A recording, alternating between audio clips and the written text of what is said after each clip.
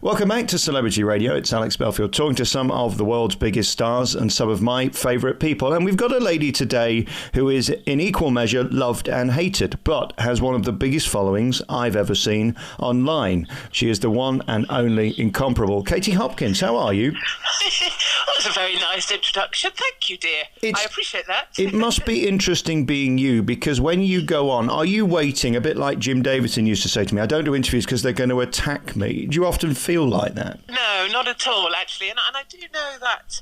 I do know that kind of feeling. I know that attitude. And I know many people that are in the good fight with me, or maybe have led political parties or felt in the firing line, that say, I will never do any more media because all they're going to do is attack me.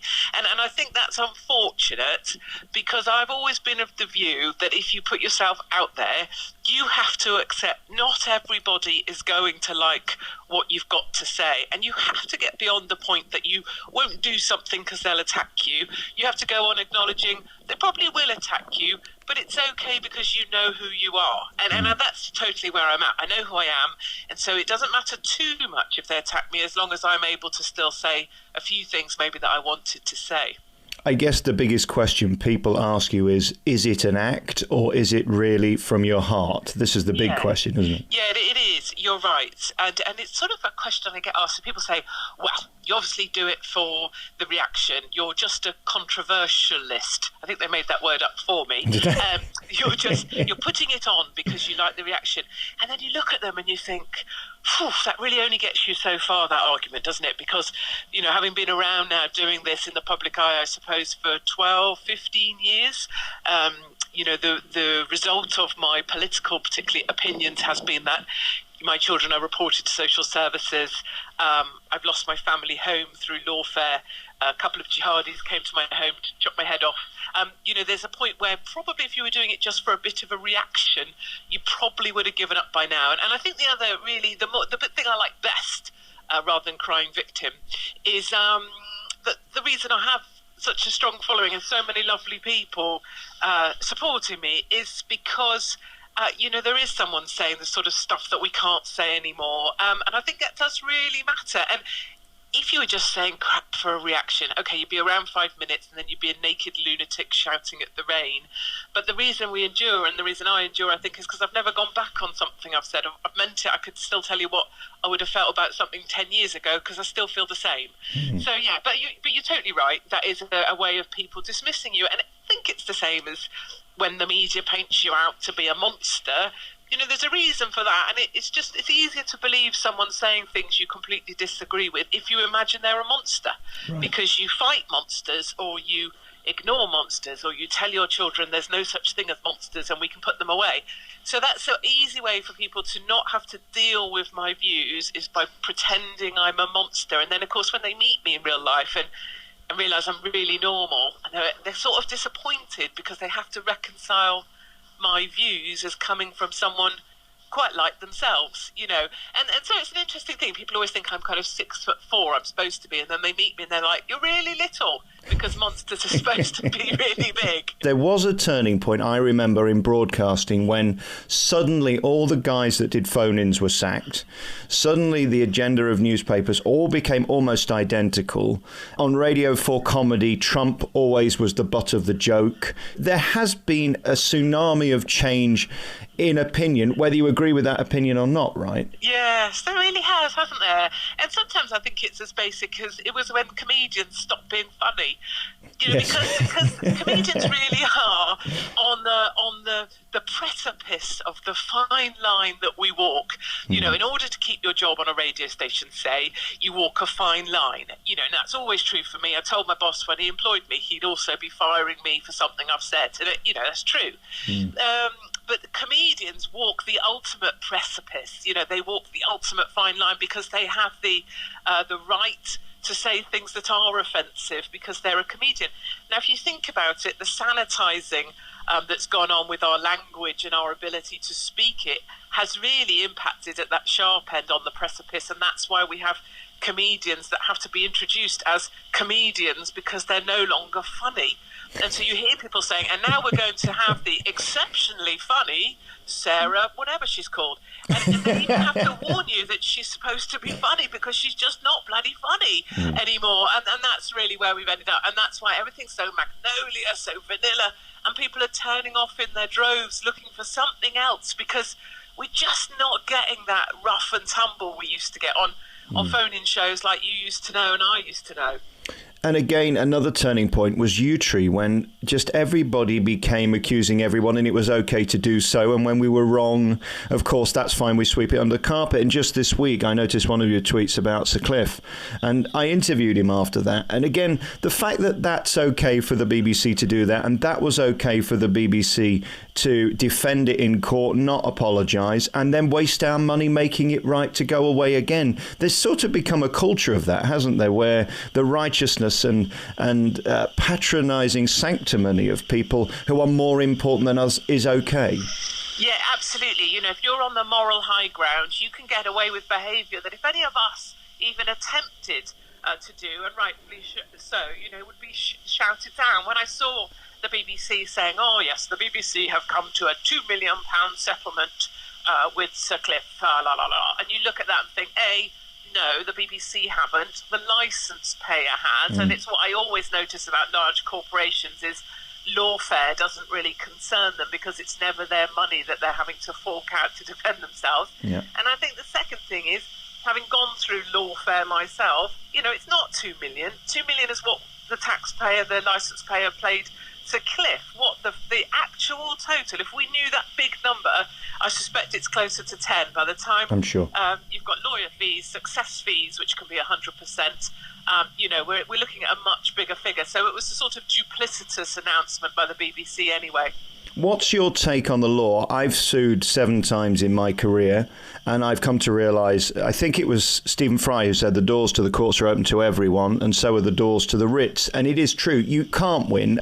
It's almost impossible, isn't it, to take on someone like the BBC unless you are high profile enough that you can use that in your defence. Yeah, absolutely. I mean, I think 2 things, I suppose, in my experience with the law is that the law is not the law. You know, you grow up as a child learning, well, the law's the law. I even remember saying it when I was a kid, well, the law's the law.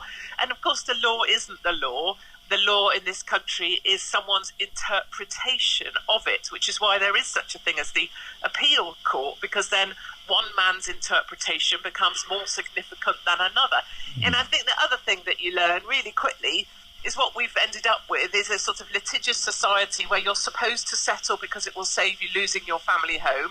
I'm a perfect example of that. But because I refuse to settle, because I see it as a sort of, you know, it's almost extortion. Someone says something that you've made them feel or you've upset them, and then you're just supposed to hand over 10k. You know, and I think this whole idea of you always settle has just created an absolute industry of litigation, and I loathe that, actually. I think it's the very worst of us, whereas, you know, the very best of us is 2 people meeting who really hate each other or have fallen out and are able to still have a decent conversation and try and reconcile themselves in person, and that's why I really admire young people today that are willing to, you know, some of my biggest following is the 16 to 21 age group, which makes no sense. They were my biggest listener group on a dull Sunday morning chat show because they have no outlet, they have nowhere, no space to just really go at it anymore.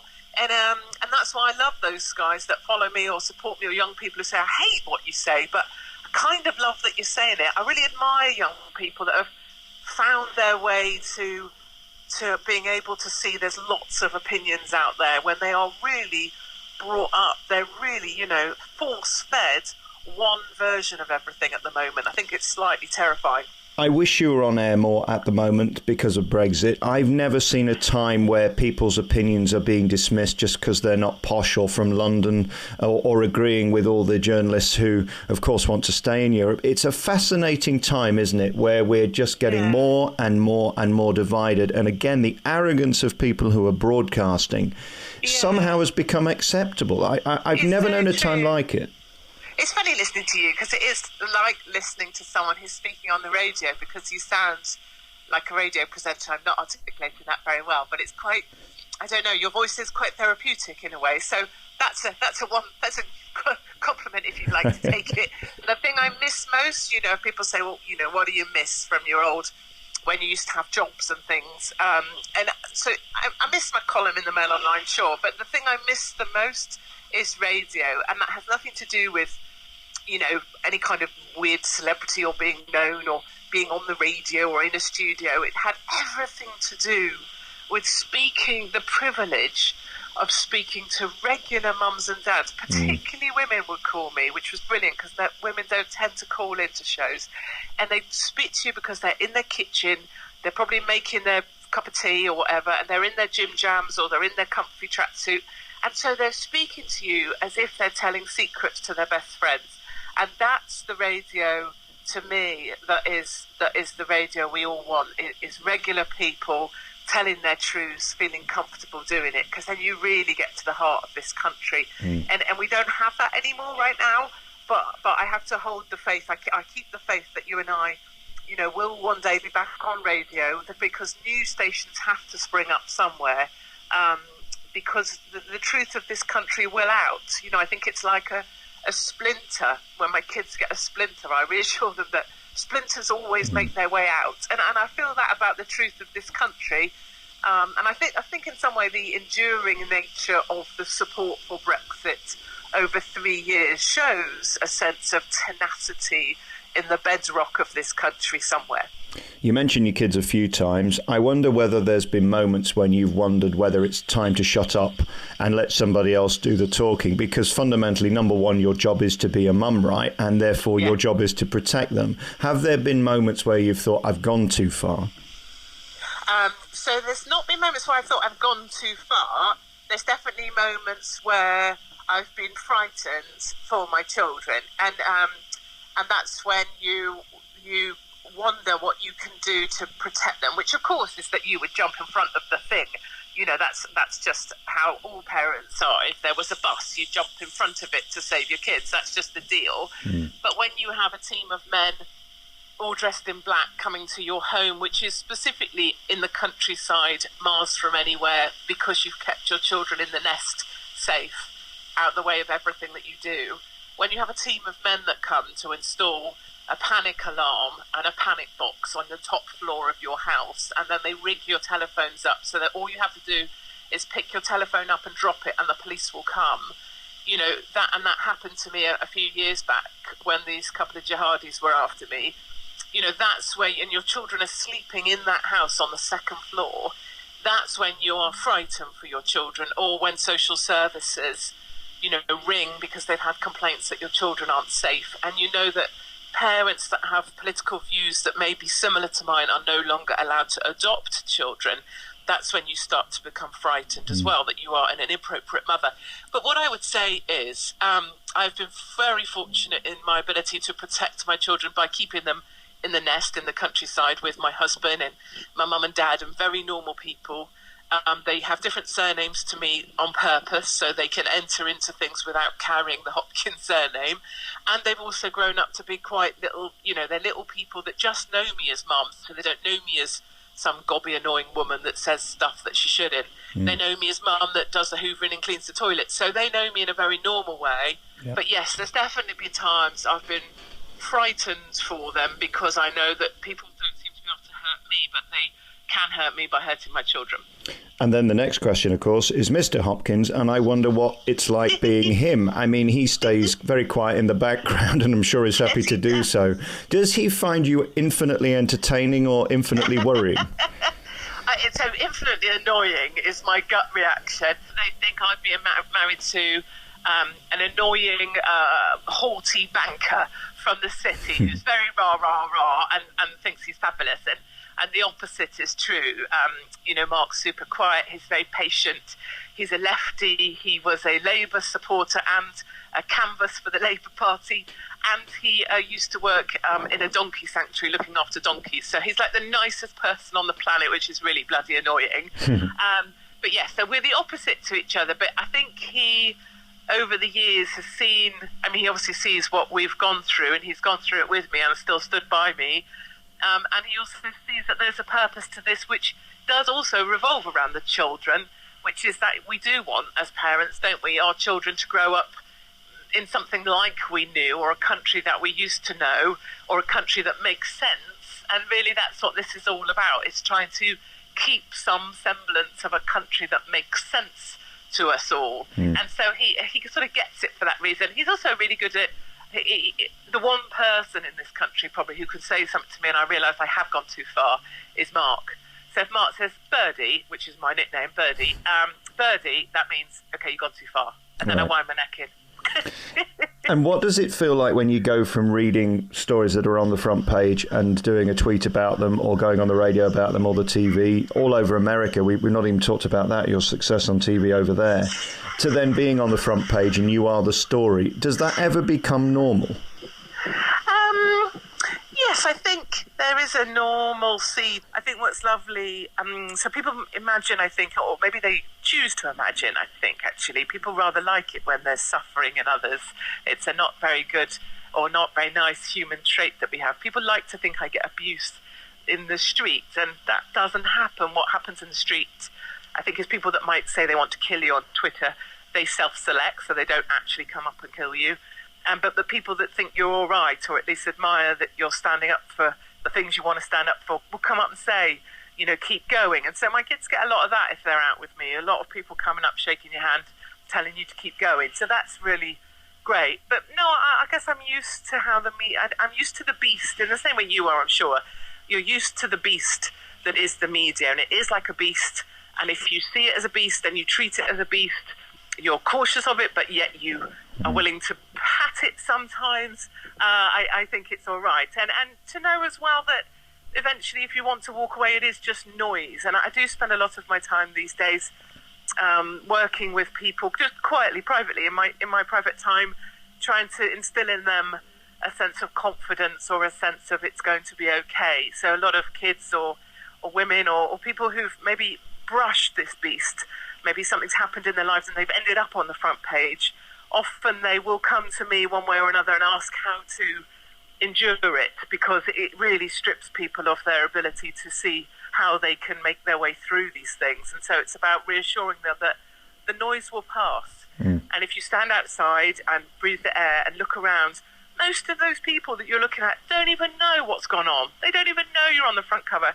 They don't care that you just had 8 affairs with 15 different men and 9 kids with 2 others. They don't even know. And so it's trying to help people keep a sense of balance when they're really in the media storm, I think is key. And one of the sad things that where we fail in this is when we see these kids, you know, committing suicide because they've been bullied on social media. That's the next evolution of you and I. We used to deal with a media beast. Kids these days are dealing with the social media beast, and it's resulting in them hanging themselves in their bedrooms because they can't cope with the hate they receive. And I'm sure there's a role in there for me somewhere, bloody helping these kids to realise it's going to be okay. How do you earn a living now? I mean, I noticed one of your tweets had 6,000 retweets yesterday, which probably means it was read by 6 million people in reality, because 1% are only ever going to react to something. And it suddenly dawned on me that you are a broadcaster, albeit in a different way through your iPhone. It's amazing that, isn't it, that you're actually reaching more people than talk radio is across the UK. You are broadcasting, but how do you monetize that? How do you actually pay the bills and keep your country abode? Yes, I can't really monetize it at the moment, so I absolutely am paying my bills, and aside from the crippling court case, I've never owed anybody anything. Historically, I was funded by my column, my newspaper column, and of course my radio shows, and now any income I have is from supporters. I'm fortunate to be well known in America, or at least amongst a certain segment of America, and Americans are helpful in many regards because they have grown up in much more of a culture of supporting people whose opinions you support, because they are intrinsically linked to supporting political candidates financially. So I have my supporters, but actually even that, of course, then is something that what would you call them? I'd call them organisations on the left, like Hope Not Hate. So one Trump retweet meant that my PayPal account that my supporters fund me through was immediately shut down. And then one other Trump retweet meant that my latest documentary, Homelands, was removed immediately without explanation from Amazon Prime. So they've managed to shut down both those other funding mechanisms. So we will see what happens going forwards. But I do have a strange, despite having a business and economics background, I have a strange sense that if you are on the side of good things will happen. And it might be that I end up working in the local spa behind the checkout, and that's okay. I'm completely fine with that. But I believe this job I have, whatever it is, or however we package it up, it matters right now, because this fight is really on. And if we don't keep the government that we have, the Boris Johnson government, if we don't keep Trump in power in America, we're going to fall faster than we're already falling. I have always believed that whether I agree with you or not, you have a right to say it. And I've always given voices to people that probably shouldn't be given voices. But nevertheless, I think that we learn from people even we don't agree with. We've totally lost that ethic, haven't we? What do you think is the biggest thing we should fear right now? It seems one of the things that's bothered me is the narrative that everybody who voted Brexit is a racist. And that still gets repeated and seems to be the sort of voice that you hear on Radio 4 and places like that. It's sort of worrying, isn't it? Because it starts so small and this stuff ends so big. You're right, and I think that the biggest fear that I see in immediate terms is disinformation being spread by a complicit media. So let's just go for a trusted source, whatever the sources you trust. And I'm not being disparaging about any of them. It might be The Guardian you trust, or the BBC, or maybe it's CNN, or maybe it's Mail Online. It doesn't matter. But whatever your trusted source is, it's the fact that they are spreading disinformation or not necessarily whole truths. I think that's a fear. What you see from the inside, as you will appreciate, is that in order for a story to come, let's say, onto the homepage of the BBC where it says Palestinian shot dead at checkpoint as the headline, when in fact a Palestinian stabbed an Israeli and was then shot dead, what has to happen is about 20-25 people have to fall into line behind the approved narrative for that story to make it onto the homepage. It's not just one guy with his own decisions about the truth. It's a whole bunch of people, editors, writers, producers, directors, have to be complicit in pushing a narrative. That, to me, is utterly terrifying, that a whole bunch of people, in order to preserve their jobs, are willing to spread disinformation. But I think at a much more fundamental level, it's something we're seeing a lot in America, it's something we're seeing a lot here, is one of the things we used to be able to rely on is the family unit. So you could always come together as a family and there was a sense of belonging, a space where you were trusting and trusted. And that's where the division in this country has been able to be pushed down as far as and into is the family unit. So you have American families that no longer spend Thanksgiving together because the mother daren't open her mouth because the daughter-in-law is a Democrat. And then in the UK you have children that haven't spoken to their parents in a couple of years because the parent maybe supports Brexit. And I think that's the really, that is just normal, visceral level. We used to have like Sunday roast together, families, and now a couple of daughters or sons aren't turning up because the parents must be mad racist because they voted Brexit. And I think once you get division pushed into the real heart of families, that's a dangerous place. But I think to counter that on the positive, I have never felt such kind of pride in people that voted Brexit. I've never felt such a sense of overwhelming enthusiasm for people that have dug in for 3 years and still have the courage of their convictions and who will go out and vote again for Brexit when they're asked to. And so I do have an enormous pride in British people and pride in the people that continue to give me a voice because, in turn they send me emails to say, just keep going, please keep going, thank you for what you do. And I think that really matters. Just one quick example.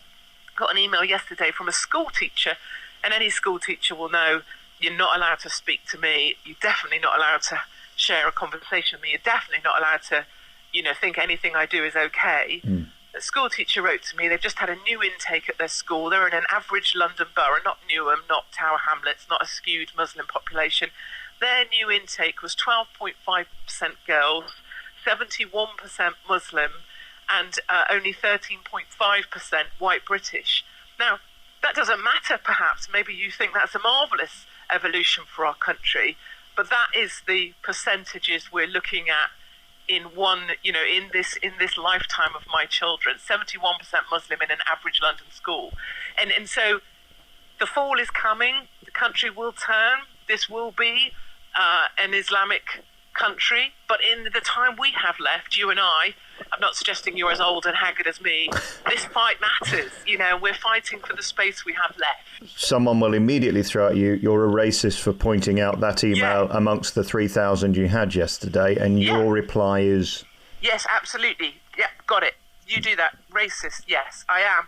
A racist then, I'm an Islamophobe, I'm a sexist, bigot, I'm fatist as well. Now let's go back and just chat. Is it okay that there's 71% Muslim in a regular London school, and how is there only 12% girls, and where have the white people gone? Okay, now let's chat about that. So that's what we do, is to accept the label, allow them to call you that. It doesn't matter, because those words have become meaningless. Racist no longer has any value or credentials as a word, as vernacular. It is useless, it is redundant. Now let's chat the point. Now let's check the subject. Where are the white British people gone? And where are they going? Not even white people. Where are the Christians? What's happening to this country? That stuff, And in a way, that's why the Brexit conversation, the Brexit Party is so interesting from a media perspective, is because Farage laundered Brexit and made it squeaky clean so that he could have media presence. He did it brilliantly. It was an act of genius, but there is a huge unspoken sense of stuff we can't say about why people voted Brexit, and that hasn't gone away. It's just been squeaky cleaned and laundered so that the Brexit debate is only about Brexit. And I wonder whether politics is one way that you could legitimise your debate and opinion and bring it mainstream again. Is this possible that you could be affiliated with a new party or a current one, or create your own? I know, it's so depressing, isn't it? Because part of me just goes, the minute you go, politics and a new party. And one thing we definitely don't need in this country is any more damn political parties. I mean, God save us. And number two, obviously politicians are arseholes. And as much as I'm really annoying and a cow, and you don't need to believe me, and I'm all the things you want to call me, I'm not an arsehole. But they do say, if you want to make real change, you have to go on the political line. And so I now am at the point where I'm saying never say never, whereas I always said no before. The only thing is, of course, I would never say what I was told to say. I would never follow any talking points given to me by someone else. So I'd be an impossible politician, but I do see an increasing sense that once this Brexit hoo-ha and this noise is over, there is still going to be a huge tranche of this country, a massive chunk, that needs someone still speaking the stuff they can't say. They're thinking it, they want to say it, they need to talk about it, but they can't. And that isn't going away. That void is not going away. And that's where people like you come in, people like me come in a different way, others, to help people feel that their opinions matter, but mostly actually that they're not alone. It's very lonely out there right now for a lot of people because they can't open their mouths in public. And that's a lonely place. And it's my job and others to remind them they're not alone. We're many. And your voice does get heard one way or another. And people like me aren't going anywhere. Katie Hopkins, whether I agree with you, disagree with you, your tenacity and your fight and just willingness to say what you think is only to be admired. And I truly admire you for that. Thank you so much for your time. It's lovely talking to you. Thank you very much. It's lovely to speak to you too.